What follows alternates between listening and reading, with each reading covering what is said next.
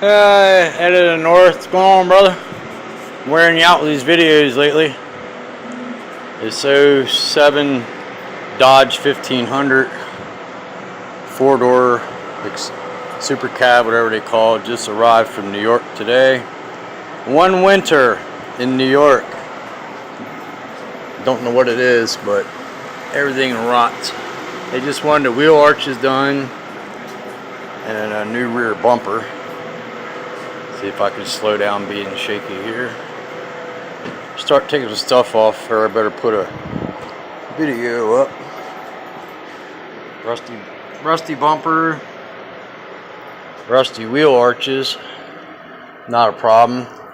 Then while the customer was here, she asked, can I do the wheels? Dude, one winter? That's just crazy. So yeah, I gave her a number on the wheels too while it's sitting here. After I de-trim it, I can put it up on jack stands and get the tires off the wheels and start on them. Not that there's much time between anything when you do wheel arches, but I'll work on the wheels at night since they're more time consuming. And then these little rails for the soft cover that goes on there, it looks like they don't use it because them screws are gilded in the aluminum, of course, but I'm going to get them off one way or another. Started getting this to slide, everything to slide. Have liquid wrench soaking the screws, so maybe later on I'll take a MAP gas or acetylene torch and heat them up, take a little impact to them, and then the steps on this are angling down. I was just checking them. I don't know if you can see how they shake because of me shaking the phone to video this. But they're pretty shaky. I don't know if you can see that moving or my leg moving, but they're moving. They're not solid. And then I told her I would, since the front of it looks nice and the hood and all, they did have some stuff done to this. But you see how the top of the headlights,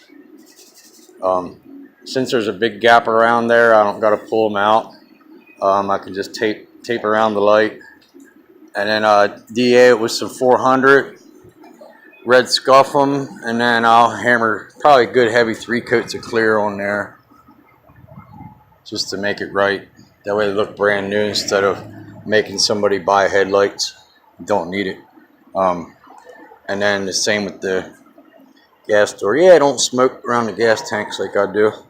Another thing I'm not going to touch on this one is the filler neck. These screws are rusty. I guarantee you they're going to break off. Probably that one too. But these are definitely rust. And then I could just bag everything up and get rid of the cap. Yeah, tape everything off nice. Even the back of it's all dirty. Clean that all up, paint it all. And then this one just has a rear portion of the mud flap and just that little piece right here of an inner liner. The rest of the wheel well is silver. And then you can see it's all, you can see that. That's actually a big dent sticking out. So I'll take and always go a little overboard. Can't see it because of the bed liner, but that wheel wells are dented in pretty hard. I'll just take a dead blow and oops, cover the camera. Amateur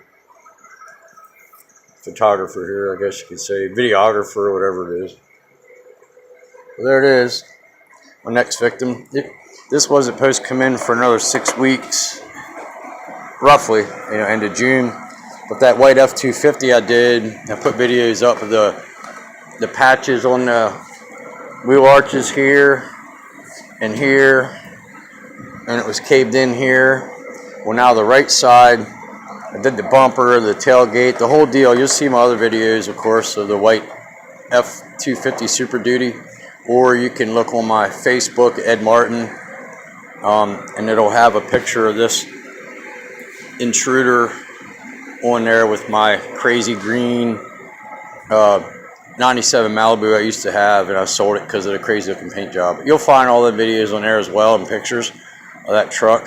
Well, anyways, his helper jackknifed the trailer backing up, smashed the left side of the bed in from under the bumper here, you know, behind the bumper, I mean, and the bumper. It caved all this in on that Ford up to here, but up high. I mean, it got it good. So I'm not going to find a used 03 F-250 bed that's not rusted. The one I did find has fender flares, just skinny ones covering that. So I ordered a wheel arch for here, and then, well, down to here. And then I ordered the lower section of the bed that comes up to here. So then I'm only left with this area here. You know, area a little bigger in my hand, basically, of a dent, and a little bit of a buckle here. And then up here, it's good. So I'm just going to cut the whole arch out. So then I'm only left with about here to here and back down. That'll all be new. And I only have a little hammer and dolly. So yeah, ain't the first time I did that. That'll be a piece of cake. I'll put pictures and videos up on that. I just figured out how to do this live thing so I don't have to record it and do it again, and then I can just share it elsewhere, Instagram and Facebook.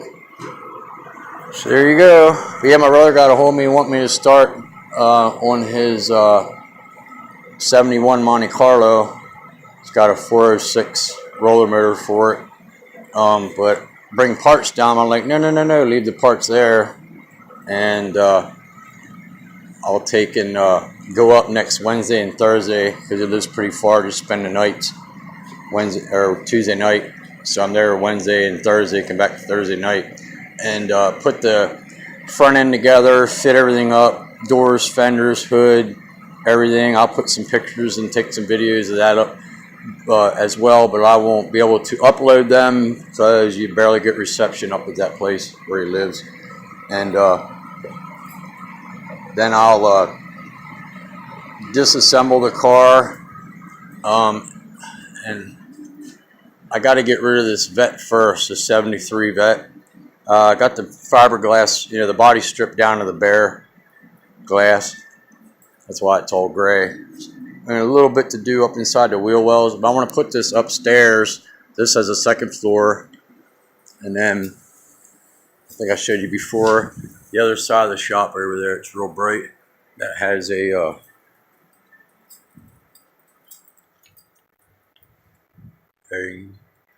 see that has a second floor as well. Here's where you go up to the second floor here, a ramp all the way back to the corner, way back there. But anyways, put this Vet back upstairs where it was like a year and a half ago, and put my brother's Monte Carlo down here. We'll have to roll back it down, but maybe I can talk him into doing that so I can get it. I want to get it done because he wants my name on that bodywork and paint. And the car is not, the body is good on it. It doesn't have no rust holes. It just has like dings and dents and crap, so he knows I'll hammer and dolly that out. And I'm not putting any plastic in the car. If I need plastic in the car, I'm going to use, I'll probably use the U-Pole brand, but I'll use that shop line JP209 polyester primer filler, and hammer that on there with a 2.0 tips plenty. But if it needs anything deeper than 3 wet coats of that, maybe 4, I'll let it. So I'm not ruining the plastic filler, but it does work. I'm old school. I like lead. Nothing wrong with breathing a little lead. Even though today it's like 70-30, you know, 70-10, 30 lead. No big deal, but it'll last a lifetime. It won't shrink, crack, peel, and chip and break out, whatever. So there it is. Just wanted to put a video over that rusty bucket. Came down from way up north in New York, upstate today. So there you go, brother. Peace.